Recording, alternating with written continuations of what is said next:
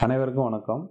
இந்த வீடியோவில் பார்த்தீங்கன்னா உங்களுக்கு இந்த முன்பகுதியில் பட்டி எப்படி இணைக்கணும், சைடில் எப்படி இணைக்கணும், அந்த ஈஸ் அலவன்ஸு சீம் அலவன்ஸு இதை பற்றிலாம் சொல்லியிருப்பாங்க. உங்களுக்கு இதுக்கு முன்னாடி இருக்கிற வீடியோஸ்லாம் பார்த்துருப்பீங்க. கட்டிங் போடும்போதும் பட்டியை பற்றி அந்த டாட் எப்படி சென்டர் பண்ணி வைக்கணும் அப்படிங்கிறது முதல் கொண்டு அதில் சொல்லியிருப்பாங்க. இந்த வீடியோவிலையும் அந்த பட்டி இணைக்கிறது எப்படி, வச்சு தைக்கிறது எப்படி அப்படிங்கிறது, அதாவது முன்பகுதியில் வச்சு தைக்கிறது எப்படி, அதே மாதிரி சைடு ஜாயின் பண்ணும்போது பட்டிக்கு என்ன கவனம் பண்ணணும், தைக்கும்போது என்ன கவனம் இருக்கணும் அப்படிங்கிறத பற்றியும் நல்லா தெளிவாக சொல்லியிருப்பாங்க. அது இல்லாமல் தொடர்ச்சி இதுக்கு முன்னாடி இருந்த அஞ்சு வீடியோவிலையும் அவங்க சொல்லி கொடுத்ததுலேருந்து அந்த கிளாஸ் அட்டன் பண்ணவங்க ஏற்பட்டக்கூடிய அத்தனை சந்தேகத்துக்கும் இந்த வீடியோவில் உங்களுக்கு இதுக்கு அடுத்து 2-3 வீடியோவில் பார்த்தீங்கன்னா அதுக்கு உண்டான பதில்களும் சொல்லியிருப்பாங்க. பதில் அப்படிங்கிறது ஒரு வரியில 2 வரியில அவங்க சொல்லியிருக்க மாட்டாங்க. நல்லா கவனிச்சு பார்த்தீங்கன்னா தெரியும். அவங்க ஒரு கேள்வி கேட்டுட்டாங்க அப்படின்னாலும் அவங்களுக்கு புரியிற வரைக்குமே அவங்க ஓகே சொன்னாலுமே அதுக்கு அடுத்ததும் இன்னும் 2-3 கோணத்துல அந்த பதிலை அவங்களுக்கு சொல்லி புரிய வைக்கிறதுக்கு தகுந்த மாதிரி அங்க கிளாஸ்ல அட்டன் பண்ணவங்க அத்தனை பேர்த்துக்கும் அதை புரியணும் அப்படிங்கிற மாதிரி ஒரு 2-3 விதமா ஒரே கேள்விக்கு 2-3 விதமா அதுல பதில் சொல்லி மார்க் பண்ணி காமிச்சு தெளிவுபடுத்தியிருப்பாங்க. அதனால தொடர்ச்சியா வீடியோ பாருங்க. இந்த பட்டி சம்பந்தப்பட்டது, முன்பகுதி சம்பந்தப்பட்டது, இது எல்லாமே பார்த்தீங்கன்னா இதுக்கு முன்னாடி நடத்தின 5 வீடியோவில் இருக்கக்கூடிய அந்த விஷயங்கள் எல்லாமே இந்த இந்த வீடியோவுக்கும் அதுக்கு அடுத்த வீடியோலையும் உங்களுக்கு அந்த கொஸ்டின் ஆன்சராக உங்களுக்கு வரும். அது ரொம்ப உங்களுக்கு பயனுள்ளதாக இருக்கும். ஸ்கிப் பண்ணாமல் பொறுமையாக நிதானமாக பாருங்கள். இப்போ இதில் பார்க்கும்போது இந்த லைட்டாக ஒரு கிராஸ் பண்ணிக்கோங்க. இது தைக்கிறதுக்கு இதாக இருக்கும். இதில் நம்ம இதை இங்கே மேட்ச் பண்ணிடுவோம், இதை இங்கே மேட்ச் பண்ணிடுவோம். சரிங்களா? உங்களுக்கு எக்ஸஸாக இருக்கிறத மட்டும்தான் கட் ஆகும். நீங்கள் எவ்வளோதான் தப்பாக வச்சு பண்ணாலுமே உங்களுக்கு ஃபைனலாக இந்த யோக்கு தான் உங்களுக்கு செட் ஆகும். எவ்வளோதான் நீங்கள் அதிகமாக கொடுத்துட்டோம், கம்மியாக கொடுத்துட்டீங்கன்னா நீங்கள் அளக்கும் போது தெரிஞ்சிடும். நமக்கு இடுப்பு சுற்றளவே 7.5 வேணும், சைடில் ஒரு 1.5 இன்ச்சு வேணும், அப்புறம் இங்கே ஒரு 1/4 இன்ச்சு வேணும். மொத்தமாக இவ்வளோ வர இடத்துல நமக்கு பட்டி சின்னதாக தெரியுதே அப்படிங்கும் போதே நீங்கள் ஏதோ மிஸ்டேக் பண்ணியிருக்கீங்கன்றது உங்களுக்கு புரிஞ்சுக்கலாம். இப்போ இதில் நமக்கு தேவையான அளவு நமக்கு கரெக்டாக இருக்கும். இப்போ இங்கேருந்து பார்க்கும்போது இந்த 1 இன்ச்சை விட்டுருங்க, 1 இன்ச்சு வேண்டாம், 3/4 இன்ச்சை விட்டுருங்க. 3/4 இன்ச்சை விட்டுட்டு யோக்கு வச்சிங்கன்னா இந்த சுற்றளவு உங்களுக்கு கரெக்டாக இருக்கும். அது என்ன அந்த 3/4 இன்ச்சு என்னது? அது 3/4 இன்ச்சுங்கிறது இங்க டாட்டுக்காக 1 இன்ச்சு பேக்ல விட்டுருக்கீங்க இல்லையா? அப்போ இங்க ஒரு 1/4 இன்ச்சு நம்ம தச்சிருவோம். அப்போ 1 இன்ச்சு நம்ம மைனஸ் பண்ணிட்டோம் அப்படின்னா உங்களுக்கு 1/4 இன்ச்சு ஷார்டேஜ் ஆகும். அதனால இங்க போற அளவை விட்டுருங்க. இந்த 1/4 இன்ச்சு விட்டுட்டு இங்க 1 இன்ச்சு வைக்கலாம். அப்போ கரெக்டா வரும். இல்லையா டோட்டலா 3/4 இன்ச்சு வச்சு பாத்தீங்க அப்படின்னா உங்களுக்கு ஃப்ரண்ட்டும் பேக்கும் 1/4 வேஸ்ட் ரவுண்டு கரெக்டா ஈவனா வரும். அதுதான் நம்ம தைக்கிற பிளவுஸ் கரெக்டா இருக்கா அப்படிங்கிறது, நம்ம வெட்டினது கரெக்டா இருக்கா. அதிகமா போயிருச்சு அப்படின்னா ஒரு 1/2 இன்ச்சு 1/4 இன்ச்சுல தான் வித்தியாசம் வரணுமே ஒழிய அதை விட அதிகமா போயிருச்சு அப்படின்னா உங்களுக்கு ஃப்ரண்ட் போர்ஷன்ல ஏதோ மிஸ்டேக் பண்ணிருக்கீங்க. ஏன்னா பேக்ல பெருசா மிஸ்டேக் வர்றதுக்கு வேற எந்த கால்குலேஷனுமே கிடையாது. ஃப்ரண்ட்ல நீங்க என்ன தப்பு பண்ணிருப்பீங்க அப்படின்னா அந்த டாட்டு கிட்ட நீங்க அளவு கரெக்டா விட்டுருக்கீங்களா அப்படிங்கிறத மட்டும் செக் பண்ணுங்க. ஏன்னா டாட் போர்ஷன்ல அதிகமா வந்தாதான் இந்த யோக்குக்கும் அதுக்கும் செட் ஆகாம போகும். அதனால அதை மட்டும் நீங்க பாத்தீங்கன்னா போதும். இப்ப இதை வெட்டிட்டு இதுக்கு மறுபடியும் உயரத்தை கால்குலேட் பண்ணி நாச் போட்டுக்கோங்க. அந்த நாச்சில் தான் நம்ம தையல் போடணும். இந்த இடத்துல இங்க 3 இன்ச்சு பிளஸ் 1 இன்ச்சு 4 இன்ச்சு, இதுதான் நமக்கு டோட்டலான பட்டியினுடைய உயரம். இந்த நாச் போடுறதுல தான் நீங்க ஸ்டிச்சிங் லைன் வரும். அதே நேரா இங்க ஃப்ரண்ட்ல பிடிக்கிறேன். இது ஃப்ரண்ட் போர்ஷன் தெரியறதுக்காக ஒரு நாச் போடுறேன். நம்ம ஸ்டிச்சிங் லைன் இதுதான். இந்த நாச் எங்க போட்டிருக்கிறேனோ அதுதான். அப்போ இங்க நம்ம வச்சு பார்க்கும்போது இங்க 1/2 இன்ச்சு மேல போயிரும். இது ஈவனா வந்துடும். நமக்கு யோக் இந்த இடத்துல கரெக்டா அட்டாச் ஆயிரும். இந்த லைனும் உங்களுக்கு மேட்ச் ஆயிரும்.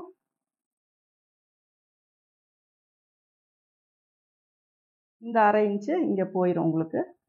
ஏன்னா இதுல ஒரு 1/2 இன்ச்சு வரும், இதுல ஒரு 1/2 இன்ச்சு வரும். இது எல்லாமே உங்களுக்கு சீம் லைன் சீம் அலவன்ஸ் எல்லாமே உள்ள இன்க்ளூட் பண்ணி தான் வரும். நீங்க எந்த இடத்துலயும் செப்பரேட்டா நான் இதுக்கு இவ்வளவு சேர்த்தணுமா அப்படிங்கறதெல்லாம் தேவையில்லை. இதுல 1/2 இன்ச்சு இதுல 1/2 இன்ச்சு ஸ்டிச் பண்ணதுக்கு அப்புறம் உங்களுக்கு ஸ்ட்ரைட்டா கரெக்டா வந்துடும். எல்லாத்துக்கும் சேர்த்து தான் இங்க நம்ம அலவன்ஸ் கொடுத்துருக்கோம், இங்க அளவு கொடுத்துருக்கோம். இது எல்லாமே உங்களுக்கு கரெக்டா வந்துடும். இப்போ இங்கதான் நம்ம பட்டியின் உயரம் 3 இன்ச்சு வச்சோம். ஆனா நீங்க ஸ்டிச் பண்ணி முடிச்சதுக்கு அப்புறம் நான் 3 இன்ச்சு வச்சேன், 2.5 இன்ச்சு தான் வருது அப்படின்னா நமக்கு வந்து தையல் லைன் இங்க இருக்கு. அப்ப இங்க என்ன வருதோ அதுதான் நமக்கு பட்டியினோட உயரமா வரும். இங்க நம்ம வச்சிருக்கிறதுல 1/2 இன்ச்சு இங்க கம்மியா தான் வரும். ஏன்னா நமக்கு ஸ்டிச்சிங் லைன் இங்க. புரியுதுங்களா? இதுல என்ன கேப் இருக்கோ அதுதான் நமக்கு பட்டியினோட உயரமா வரும். சப்போஸ் உங்களுக்கு இங்கேயே 3 இன்ச்சு வேணும்னா இங்க நீங்க 3.5 இன்ச்சு வைக்கணும். அது வந்து நீங்க தைக்க நமக்கு அவுட்புட் என்ன ஃபிட்டிங் எங்க அப்படின்னா இங்கதான். இப்ப இதுல உங்களுக்கு 3.5 இன்ச்சு பட்டி வேணும் அப்படின்னா இங்க 4 இன்ச்சு கொடுக்கணும். புரியுதுங்களா? இந்த இடத்துல உங்களுக்கு 2 இன்ச்சு போதும் அப்படின்னா இங்க 2.5 இன்ச்சு கொடுக்கணும். ஏன்னா நமக்கு தையல் லைன் இதுதான். இங்க கொடுத்துருக்கிற கிராஸ் வந்து எக்ஸ்ட்ரா. அதனால நான் இங்கேயே 3 இன்ச்சு தான் கொடுத்துருக்கேன். சப்போஸ் இங்க 3.5 இன்ச்சு நீங்க கொடுத்தீங்க அப்படின்னா இங்க உயரம் வந்து 1.5 இன்ச்சு சேர்த்து 5 இன்ச்சு வச்சு நீங்க பட்டி மார்க் பண்ணுங்க. எல்லாத்துக்கும் ஃபார்முலா எல்லாம் ஒண்ணுதான், அளவுகள் மட்டும்தான் உங்களோடது. ஃபார்முலா நான் சொன்னது ஷோல்டர்ல இருந்து, ஆம்ஹோல்ல இருந்து, நெக் வித்துல இருந்து, டாட் பாயிண்ட்ல இருந்து எல்லாத்துக்கும் சேம் ஃபார்முலா. யாரும் யாருக்காகவும் மாத்த தேவையில்லை.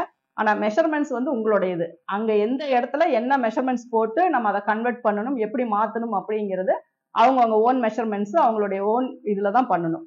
மற்றபடி நான் சொன்னது எல்லாமே சேம் ப்ரொசீஜர். இங்க 3 இன்ச்சு வச்சா 1.5 இன்ச்சு சேர்த்து கிளாத் எடுத்துக்கோங்க, 1 இன்ச்சு சேர்த்து நாச் போடுங்க அப்படின்னா எத்தனை அளவு நீங்க வச்சாலும் அதே தான் ப்ரொசீஜர். ஓகேங்களா?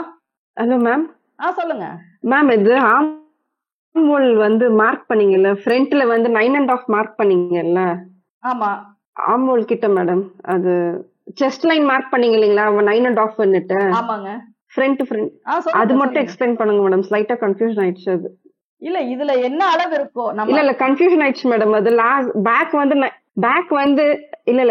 வந்து 9.75 வச்சேன்னு சொன்னீங்க. அதுக்கப்புறமா 9.5 வந்துச்சுன்னா ஃப்ரண்ட்ல போதும்னு சொன்னீங்க. அது எனக்கு பேக் வர்றதை விட ஒரு 1/4 இன்ச்சு முன்னாடி கம்மியா இருக்கணும்னு சொல்லியிருக்கேன். எந்த மெஷர்மெண்டா இருந்தாலுமே ஒரு 1/4 இன்ச்சு மட்டும் முன்னாடி கம்மியா வரணும். புரியுதுங்களா? Okay okay. பின்னாடி 10 இன்ச்சு வச்சீங்கன்னா பின்னாடி 10 வந்துச்சுன்னா முன்னாடி 9.25 வரணும். இது செஸ்ட் மெஷர்மெண்ட் அவ்வளவு டிஃபரன்ஸ் இருக்கு. Okay madam. ஏன்னா பேக் வந்து நமக்கு அகலமான மெஷர்மெண்ட், ஃப்ரண்ட் வந்து குறுகலான பகுதி. அதனால ஃப்ரண்ட்டுக்கும் பேக்குக்கும் இந்த நெக்ல வந்து நம்ம கிளாத்தை வந்து ஒரு 1/4 இன்ச்சு குறைச்சா அந்த எல்லாமே போனது, இந்த ஸ்லாண்டிங் கட் பண்ணது போக ஒரு 1/4 இன்ச்சு கம்மியா வந்தா உங்களுக்கு கரெக்டா இருக்கும். சப்போஸ் அந்த 1/4 இன்ச்சு அதிகமா இருந்தா அந்த 1/4 இன்ச்சு நீங்க தைக்க இன்னும் கொஞ்சம் அதிகமாகி நெக் லூஸ் வந்து வர ஆரம்பிச்சிடும். அதே மாதிரி நான் அதுக்கும் சொல்லியிருக்கேன், உங்களுக்கு சப்போஸ் உங்களுடைய பஸ்ட் வந்து மேல இருந்தே வருது அப்படின்னா உங்களுக்கு எந்த அளவுமே அங்க எதுவுமே பண்ண தேவையில்லை. 1/4 என்ன வருதோ அதை அப்படியே வச்சு வெட்டுங்க. அந்த கிராஸ் இதெல்லாமே வெட்ட தேவையில்லை. ஏன்னா உங்களுக்கு பஸ்ட் வந்து மசில்ஸ் மேல இருக்கும் போது உங்களுக்கு இன்னும் கிளாத் எக்ஸ்ட்ரா தான் தேவைப்படும். அதுவே பிளாட்டா செஸ்ட் இருக்கிறவங்களுக்கு மேல மட்டும் செஸ்ட், நான் சொல்றது பஸ்ட் கிடையாது, செஸ்ட் மேல் பக்கம் வந்து நெக்கு கிட்ட வந்து பிளாட்டா இருக்கிறவங்களுக்கு தான் அந்த கிராஸ் கட் தேவை. மேல இருந்தே மசில்ஸ் வருது, பஸ்ட் வருது அப்படிங்கிறவங்களுக்கு அந்த கட் போட்டீங்கன்னா ரொம்ப டைட்டா இருக்கிற மாதிரி இருக்கும். அதனால அந்த மாதிரி இருக்கவங்களுக்கு மட்டும் அது வந்து ஒரு 20% அந்த மாதிரி இருக்கும். நம்ம 10 பேரை பாக்குறோம்னா ஒரு 2 பேருக்கு அந்த மாதிரி பஸ்ட் மேல இருந்து வர மாதிரி இருக்கும், ஷார்ட்டா இருப்பாங்க. அப்ப அந்த மாதிரி இருக்கிறவங்களுக்கு நீங்க நெக்கினுடைய அளவே வந்து ஒரு 4.5 5க்கு மேல கொண்டு போகவே முடியாது. அந்த மாதிரி வரவங்களுக்கு எல்லாம் இந்த கிராஸ் இதெல்லாம் நீங்க வந்து அதுல வந்து இதுல பண்ண முடியாது. அவங்களுக்கு கரெக்டா 1/4 வச்சு நீங்க அப்படியே வெட்டினீங்கன்னா போதும். அதுல இந்த 1/4 இன்ச்சு குறைக்கணும், இந்த முன்னாடி ஸ்லாண்டிங் போடணும் அப்படிங்கறதெல்லாம் எதுவுமே கிடையாது.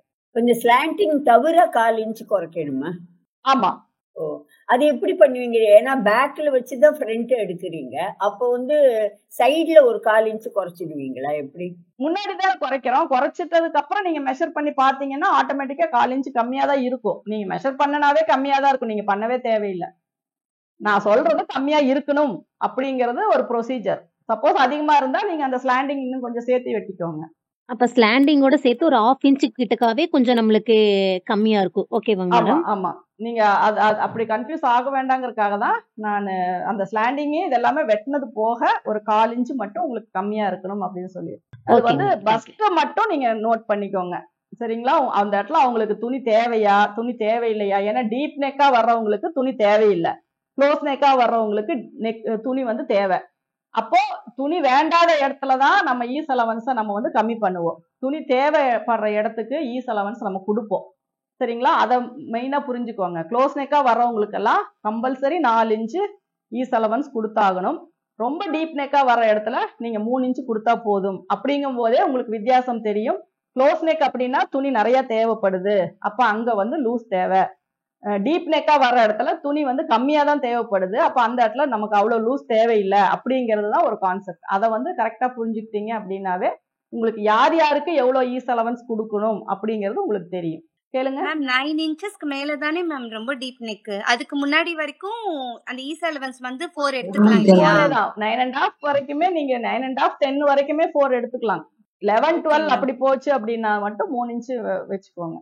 ஓகே, நான் இப்ப இதை வந்து இதோட முடிக்கிறேன். உங்களுக்கு வந்து நெக்ஸ்ட்ல யோக்கும் ஸ்லீவும் எடுத்துட்டு அப்புறமா அடுத்த இதுக்கு வந்து நம்ம போய்க்கலாம். சரிங்களா?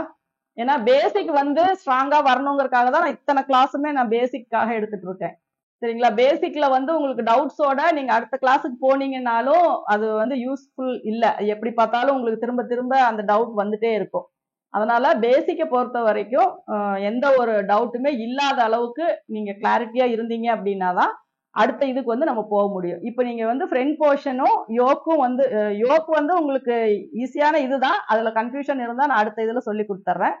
ஃப்ரண்ட் போர்ஷன்ல பேக்ல எந்த ஒரு டவுட்டுமே இல்லாம நீங்க ரிப்பீட்டா போட்டு போட்டு பாருங்க. அப்பதான் வந்து உங்களுக்கு புரியும் எந்தெந்த இடத்துல என்னென்ன அளவுகள் அப்ளை பண்ணோம், எது பண்ணோம் அப்படிங்கிறது. அதனால அதை ஒரு தடவை நீங்க ட்ரை பண்ணி பாருங்க. செஸ்ட் ரவுண்டில் 1/4 மிடில் செஸ்ட் 1/4 எடுத்துக்கோங்க. அதுல பாதி கீழே கொடுத்துக்கோங்க. அதுல 1 இன்ச்சு மேல ஏத்திக்கோங்க. டாட் வந்து ஒரு 1/2 இன்ச்சு தள்ளிக்கோங்க. அவ்வளவுதான். மத்தபடி வேற எதுவுமே. மேம் டாட் வந்து எந்த பக்கம் தள்ளணும்? ஓபன் சைடு தள்ளணுமா இல்லாட்டி ஆம்கோல் பக்கம் தள்ளணும்? ஓபன் சைடு தள்ளணும்.